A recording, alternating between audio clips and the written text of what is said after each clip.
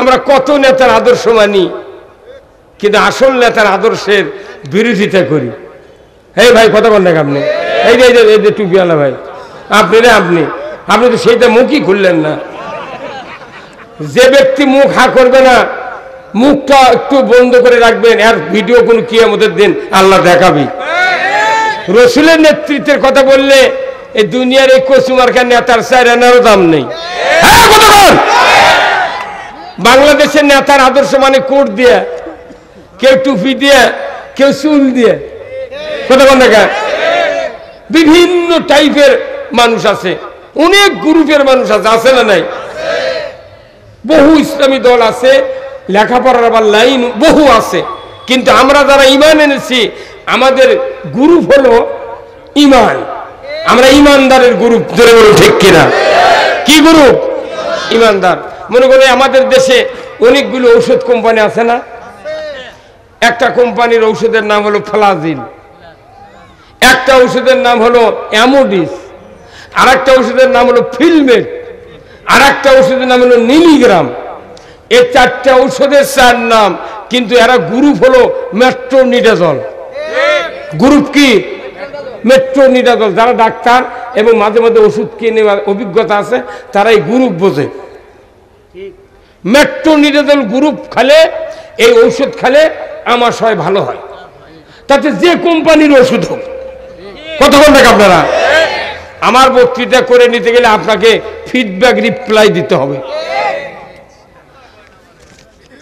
এক হাত দিয়ে তালি বাজে, কয় হাত লাগে? তাহলে এখন আমার এক মুখ আর আপনার এক মুখ, এই দুই মুখে গাঁটাগাটি হতে হবে, তাহলে ইসলাম বিজয় হবে। আমাদের অন্তর ইসলাম বুঝবে, ঠিক কিনা? তাহলে গ্রুপ এক, নাম ওষুধের। আমাদের দেশে আওয়ামী লীগ আছে, বিএনপি আছে, জাতীয় পার্টি, জাসদ, চরমনাই, জামাত, তবলিগ, হেফাজত, তারপরে খেলাফত মজলিস, ইসলামী আন্দোলন, বিভিন্ন দল আছে না? প্রত্যেকটা দলতে ইমানদার আছে। তাহলে আমাকে যত ইমানদার আছি এই সব মিলে গ্রুপ হলো ইমানদারের গ্রুপ। গ্রুপ কি? ইমানদারের গ্রুপ। তাহলে মেট্রোনিডাজল গ্রুপের দায়িত্ব খেলে আমার সবাই ভালো করা, আর ইমানদারের দায়িত্ব, ইমানদার গ্রুপের দায়িত্ব হলো ইসলাম বিজয় করা। এখন আপনি যদি ইসলাম বিজয়ের বিরোধিতা করেন, একটা ইবাদত কবুল হবে না, একটা ইবাদত কবুল হবে না। তার কারণ কি? মানুষের জন্য জীবন ব্যবস্থা হলো Islam. Islam is the complete code of life. জীবনের জন্য, দুনিয়ার জন্য, সমাজের জন্য, পরিবারের জন্য, অর্থনীতির জন্য, ধর্মনীতির জন্য, রাজনীতির জন্য একটা জীবন ব্যবস্থা, তার নাম হলো ইসলাম। ইসলাম বাদ দিয়ে কোনো কিছু হবে না। তাহলে ইসলামটা কি এটা আমাকে বুঝতে হবে। কারণ এখানে শহরের লোক আপনারা অনেক শিক্ষিত, বিভিন্ন গ্রুপের সাথে ঘুরে ঘুরে এমনভাবে আমরা তৈরি হয়ে গেছি, যাই যে গ্রুপের মাল সেই গ্রুপের কথা কয়। হ্যাঁ, কিন্তু আমি আজকে এই গ্রুপগুলো সব এক করতে চাচ্ছি। রাজি আছেন? তার ইমানদার হিসেবে কাজ কি? ইসলাম বিজয় করা। কি করা? এখন প্রশ্ন হলো ইসলাম কেন বিজয় করব? প্রশ্ন আসে না? আচ্ছা বলেন তো, 54 বছর ধরে দেশে বক্তব্য হচ্ছে, এরপরে 24 বছর বক্তব্য হয়েছে পাকিস্তান আমলে, এরপরে ব্রিটিশ আমলে 190 বছর Lord Clive east India company যখন এই ভারতবর্ষ দখল করে, এই 275 বছর ধরে এই ভারতবর্ষের ভেতরে বিশাল বক্তব্য চলতেছে, কিন্তু দেখা যায় বক্তব্যগুলো হচ্ছে গতানুগতিক, কোনো অ্যাকশন নাই, রিয়াকশনই বেশি। যেরকম আপনাদেরকে আমি জিকির করতে বললাম, জিকিরে যে কি অ্যাকশন এটা আপনি আমি বুঝিনি। যদি বুঝতাম তাহলে জোরে সোরে জিকির করতাম। এখন আপনাকে যদি একটা গ্লাস বিষ দিই আর 10,000 টাকা যদি রবার দেয় গ্লাসের সাথে বাঁধে দিই যে আপনি এই বিষ খালি 10,000 টাকা পাওয়া যাবেন, কেউ কি খাবেন? কেন খাবেন না? না, আপনি বিষের রিয়াকশন বুঝেছেন? বিষের হলো রিয়াকশন বোঝার কারণে আপনি টাকাকে 10,000 কেন 10 লক্ষ টাকা দিলে আপনি পান করবেন না, কারণ আপনি বিষ পান করার আগেই বুঝেছেন তার রিয়াকশন কি। আজকে দেশের সমাজের মানুষেরা নামাজ পড়বেন কেন? নামাজের তো অ্যাকশন জানে না, রিয়াকশনও জানে না। আবার জিকির করবেন, জিকিরের যে কি অ্যাকশনও জানেন না। আবার না করলে ক্ষতি হবে না, কিন্তু অ্যাকশন তো দরকার। কথা বল। কেউ যদি জীবনে সিবিট না খায় তারপরে কি তার কোনো জটিল ব্যাধি হবে? কিন্তু সিবিট খেলে মন প্রফুল্ল থাকবে। যদি দাঁতের ব্যথা হয় দাঁত শক্ত হবে, যদি শরীরে চামড়া কাটাকুটা থাকে ঘাস তাড়াতাড়ি শুকাবে। তাহলে কিছু কিছু নর্মাল কাজ আছে, নর্মাল ঔষধ আছে, নর্মাল খাদ্য আছে, এইগুলি না খেলেও মানুষ বাঁচবে, কিন্তু যদি কেউ খায় তার উপকার হয়। আমি আপনাদেরকে যে কথা বুঝতে চাচ্ছি যে আমরা কেন ইসলাম বিজয় করব, এটা একটা প্রশ্ন, কথা ঠিক কিনা? তাহলে ইসলামটা কি বললাম আমি? ইসলাম জীবন ব্যবস্থা। ইসলাম অর্থ কি? জীবন ব্যবস্থা। ইসলাম অর্থ জীবন ব্যবস্থা। তো এই জীবন ব্যবস্থা যদি কেউ মানে সে মুসলমান, যদি কেউ না মানে সে মুসলমান হতে পারল না। অনেক জায়গায় আমরা যাই, আমাদের বলে হুজুর একটু দোয়া করবেন আল্লাহ যেন ইমানের মৃত্যু দেয়। না, ইমানের মৃত্যুবরণ করো এ কথা আল্লাহ বলেন নাই। আল্লাহ বলেছেন মুসলমান হয়ে মরো। কি হয় মরো? আল্লাহ কোরআনে বলছেন ইয়া আইয়ুহাল্লাযীনা আমানুত্তাকুল্লাহ হাক্কা তুকাতিহি ওয়া লা তামুতুন্না ইল্লা ওয়া আনতুম মুসলিমুন। আমার ভাইরা, আল্লাহ রাব্বুল আলামিন কোরআনুল কারিমে বলছেন ইয়া আইয়ুহাল্লাযীনা আমানুত্তাকুল্লাহ হাক্কা তুকাতিহি ওয়া লা তামুতুন্না ইল্লা ওয়া আনতুম মুসলিমুন। কথা কার? এর মধ্যে কোনো পাময়েল আছে, সোয়ামেল আছে? নাই। তা আল্লাহ বলছেন তোমরা আমাকে পরিপূর্ণ ভয় করো, 100% ভয় করতে হবে। পুলিশের ভয়, চোরের ভয়, ডাকাতের ভয়, পকেট কাটার ভয়, সন্ত্রাসীর ভয়, পৃথিবীতে যত প্রকার ভয় আছে সেই সকল ভয়ের ঊর্ধ্বে হলো আল্লাহর ভয়। আল্লাহর ভয়। এখন এই আল্লাহর ভয়ের সীমানা এক কথাই হলো আল্লাহ যা হুকুম করেছেন তা পালন করা, নিষেধ যা করেছেন তা কি করা? বর্জন করা। এর নাম হলো হাক্কা তুকাতিহি। এখন আসুন আমি আপনাদেরকে বলতে চাই, আল্লাহ বলছেন ওয়ালা তামুতুন্না, খবরদার প্রাণ দিও না, ইল্লা ওয়া আনতুম মুসলিমুন, মুসলমান না হওয়া ব্যতীত। আজরাইলের হাতে প্রাণ দিতে নিষেধ করেছেন কে? আল্লাহ। তাহলে আমাদেরকে মরতে হবে কি হয়?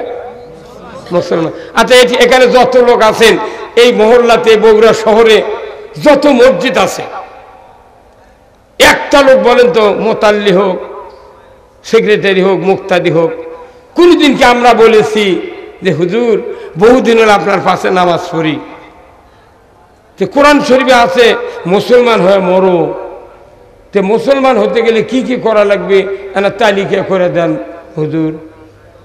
কে কে কষেন না হাত তোলেন তো দেখি। হ্যাঁ, তাহলে মসজিদগুলো কি প্রতিষ্ঠান হচ্ছে? কোনো জিজ্ঞাসা নেই, মসজিদে গেল আলো কি। আবার রসুল বলছেন আমার উম্মতের ভিতরে কিয়ামতের ময়দানে 73টা কাতার হবে। 73, এক কাতার যাবি জান্নাতে, 72 কাতার জাহান্নামে। কেউ কি আসি যে ওই ইমাম কিংবা একটা বক্তা, একটা আলেম কোনোদিন কি বলছে হুজুর খুব সমস্যা হয়েছে হুজুর, নবী বলছেন 73 কাতারের ভেতর 72 কাতার জাহান্নামে যাবে, এক কাতার জান্নাতে যাবে হুজুর, এরা দয়া করে কোন হুজুর ওই কাতার, যে কাতার জান্নাতে যাবে সেই কাতারে থাকার উপায় কি বলছেন? হ্যাঁ, আপনি যখন গুনে কিনবার যাচ্ছেন ফত্তেলি বাজারত, গুনা জিয়া তার, তখন বলিচ্ছেন মোরগ মার্কা দাও, বৃষ্টির পানি বললে জং যাতে না ধরে, জং যাতে না ধরে এই গুণা চাচ্ছেন। কাপড় কিনবার গেলে বলতেছেন 1 নম্বর রং থাকবে সেরে দাও।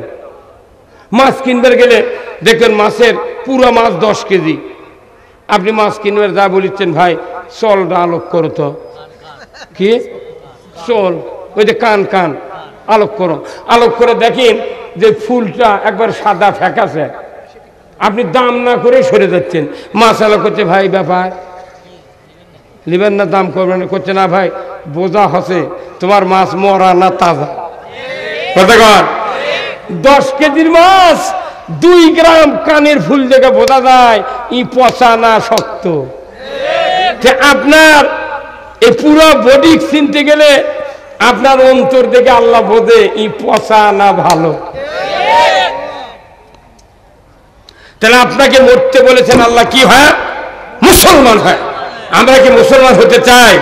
কারা কারা দুহাত তুলে দেখান, লিল্লাহে তাকবীর, নারায়ে তাকবীর। যদি মুসলমান হতে চান তাহলে আমরা তো মুসলমানের দাবি এমনি করে আছি, তাই না? সবাই কয় মোহাম্মদ আব্দুর রহিম, তাহলে মুসলমান। এখন শোনেন, আমাদের সমাজে যত বক্তব্য হয়, আমাদের ছেলেরা কি এমনও ভাইয়ের 3-4টা বেটা আছে তারা নামাজ পড়ে না, আছে না নাই? কিন্তু ছেলে পেলে নামাজ পড়ে না, গুরুত্ব দেয় না বাপ।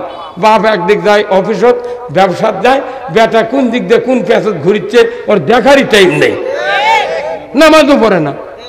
তাহলে আপনি মনে করছেন এইভাবে যদি চলেন আর বাবা যদি চলে তাহলে বাপেরও মুক্তি হচ্ছে না, ছেলেরও মুক্তি হচ্ছে না, তাহলে আপনার কত দাম?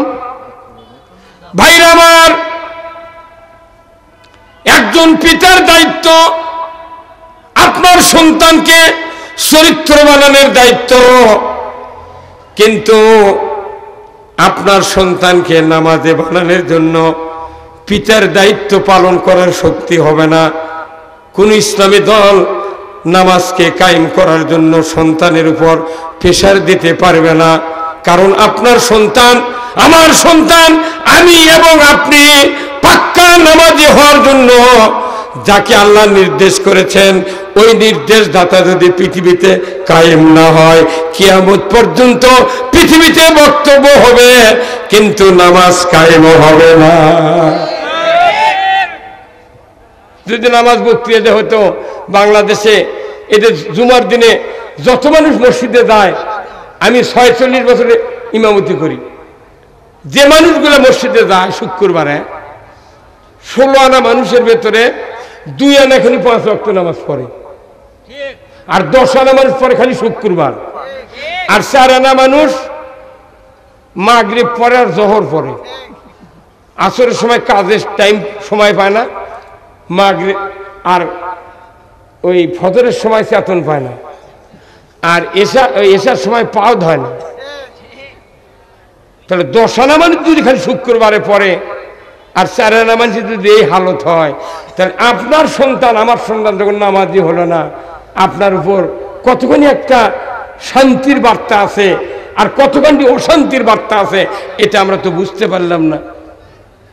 আমার নবী বলেছেন, দুনিয়ার কোন পিতার সন্তান 10 বছর বয়স হলো, সে যদি নামাজ পড়তে অস্বীকৃতি দেয়, ইমাম আবু হানিফা রহমতুল্লাহ আলাইহি বলেছেন, ওই সন্তানকে তুমি খাম্বার সাথে বেঁধে টর্চার করো, শাস্তি দাও। এরপরে যদি সে নামাজ পড়তে, নামাজ কায়েম করতে যদি অস্বীকৃতি লাভ প্রকাশ করে, আমার ইমাম আবু হানিফা রহমতুল্লাহ আলাইহি বলেছেন, সরকারের জেলখানায় 60 দিনের জন্য তাকে সেন্ট আপ করো। কয়দিন? 60 দিনের পর ওই সন্তান যদি নামাজের জন্য প্রতিজ্ঞা না করে, ইমাম আবু হানিফা বলেছেন ওই সন্তানের উপর 32 বছর জেল লাগাও। কয় বছর? ইমাম আবু হানিফার অনুসারী অনেক আছি, কিন্তু এই কথা মানে না। এখন এটা গেল বেনামাজি, কিন্তু আপনার সন্তান যদি নামাজি হয়, মুত্তাকি হয়, পরহেজগার হয়, আমার রাসূল বলেছেন একটা মুত্তাকি নামাজের সন্তান বাবা মার কবরের পাশে গিয়া একবার সূরা ফাতিহা, একবার যদি সূরা ইখলাস বিসমিল্লাহ সহ তেলাওয়াত করে, নবীজি বলেছেন 10 পারা কোরআন পড়ার সওয়াব তার আমলনামায় লেখা হবে। একবার ইখলাস পড়লে কয় পারা? 2 বার পড়লে 20 পারা, 3 বার পড়লে 30 পারা, পুরো কোরআন খতম।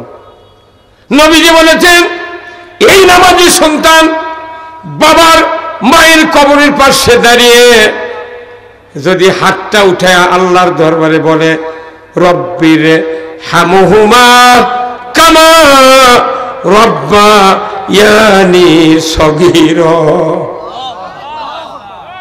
আল্লাহর শিখানে দোয়া। আমার নবী বলেছেন এই দোয়া পাঠ করার সাথে সাথে আল্লাহ তাআলা ওই পিতামাতার কবরের আযাব 40 দিনের জন্য মাফ করে দেয়। এত বড় একটা নিয়ামত থেকে আমরা বঞ্চিত কখন হচ্ছি? যখন আমার সন্তানকে নামাজি বানানোর কোনো চেষ্টা করেও পারতেছি না। তাহলে আপনার সন্তানকে নামাজি বানাবে কে? হ্যাঁ, আল্লাহকে মিছিল করবে নাকি ফেরেশতা দিয়ে? কেউ পারবে না নামাজ কায়েম করতে। কোরআনকে বলতে হবে, কোরআন তুমি বলো কোন শক্তি নামাজ কায়েম করবে? কি হুজুর, আমার আল্লাহ কোরআনে বলছেন আল্লাযীনা ইম্মাক্কান্নাহুম ফিল আরদ আকামুস সালাতা ওয়া আতাউয যাকাতা ওয়া আমারু বিল মারুফ ওয়া নাহাউ আনিল মুনকার ওয়া লিল্লাহি আকিবাতুল উমুর। আল্লাহ বলছেন সূরা হজের 41 নম্বর আয়াত যে যদি মুসলমান কোন দেশের প্রধানমন্ত্রী হয়, সরকার হয়, প্রেসিডেন্ট হয়, রাষ্ট্রপতি হয়, তাহলে তার দায়িত্ব 4টা আইন কায়েম করা। কার কথা? 1 নম্বর কি? নামাজ কায়েমের আইন। 2 নম্বর যাকাত আদায়ের আইন। 3 নম্বর ন্যায়ের আদেশ। 4 নম্বর অন্যায়ের নিষেধ। সরকার ছাড়া এই কার্য হবে না। এই জন্য আল্লাহ বলছেন ওয়ালিল্লাহি আকিবাতুল উমুর। তার মানে কি? আমার পক্ষ থেকে, আমি আল্লাহ আমার পক্ষ থেকে সবচেয়ে বড় ধরনের একটা আদেশ। স্বাধীনের পর থেকে এই আজ পর্যন্ত অবধি যত সরকার গেল, প্রায় 17 জন প্রধানমন্ত্রীর কাছে। কেউ কি হিন্দু হয়েছিল? কথা কন না আপনারা? ধুতি ফেন্দা লোক গেছিল, লোকগুলো ছিল গালাত। সবাই তাহাজ্জুদ পরে, উমরা করে, নামাজ পড়ে, কোরআন শরীফ পড়ে, বসি দিয়ে মাছ মারে। কথা কন না? আবার এমন এমপি কছে হযরত শেখ হাসিনা, এই জয়পুরহাটের। কথা কন না? তাহলে এত বড় উপাধি আলা লোক রাষ্ট্র ক্ষমতায় আছে, কিন্তু নামাজ কোনোদিন কায়েম করেনি, যাকাত চালু করেনি, ন্যায়ের আদেশ করেনি, অন্যায়ের বারণও করেনি। তাহলে এই সরকারগুলি কিয়ামতের দিন জবাবদাহি করতে হবে। কারণ কোন মৌলবীর, কোন জনগোষ্ঠীর, কোন ইসলামী দলের দায়িত্ব আল্লাহ দেয় নাই যে এরা সমাজে নামাজ কায়েম করবে। কোন বাবা পারবে না, পারবে রাষ্ট্র শক্তি। এখন যে রাষ্ট্র শক্তি নামাজ কায়েম করবে, ওই রাষ্ট্র শক্তি কায়েম করার জন্য প্রত্যেক বাবা মার দায়িত্ব দেশে ইসলামী সরকার কায়েম করে আমার সন্তানকে নামাজি বানাতে চায়। সরকার যদি আইন করে আজ থেকে বাংলাদেশে 5 ওয়াক্ত নামাজ আইনের মাধ্যমে কায়েম করা হলো, যে ব্যক্তি 1 ওয়াক্ত নামাজ কাজা করবে ফাতরা পরিমাণ 70 টাকা জরিমানা, 1 ওয়াক্তের জন্য 2.5 ঘন্টা হাজুত। ইমাম সাহেব, মুয়াজ্জিন সাহেব, আপনাদেরকে দায়িত্ব দিলাম, আগামীকাল 8টার মধ্যে সদর থানার ওসির কাছে এই বেনামাজির তালিকা দিয়ে দিবেন। ইমাম মুয়াজ্জিনের দায়িত্ব দিলে রাতের 2:45 থেকে বেনামাজির বাপ মা স্ত্রী ডাকা শুরু করবে, নইমের বাপ ওঠেন, আপনাকে 1400 করে যাওয়ার আশা আছে? আপনি কি ডেলি জরিমানা দিতে পারবেন 420 টাকা?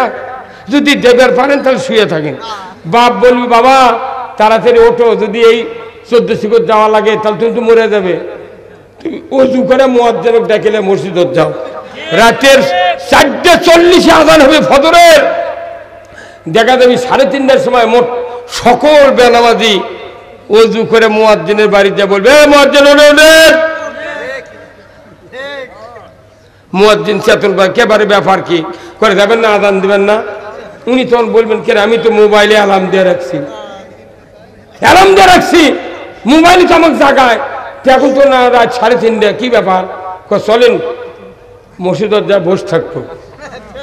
দায়িত্ব দিয়েছে মুয়াজ্জিনক, সেদিন মুয়াজ্জিনক ডাকিলে নামাজের জন্য চলে যেতে, মানে এরই সাথে থাকলি আর আমার নাম থানায় যাবে না, আযান লাগবে না, আযান লাগবে না, রাষ্ট্র শক্তি ছাড়া নামাজ কায়েম কোনদিন হবে না।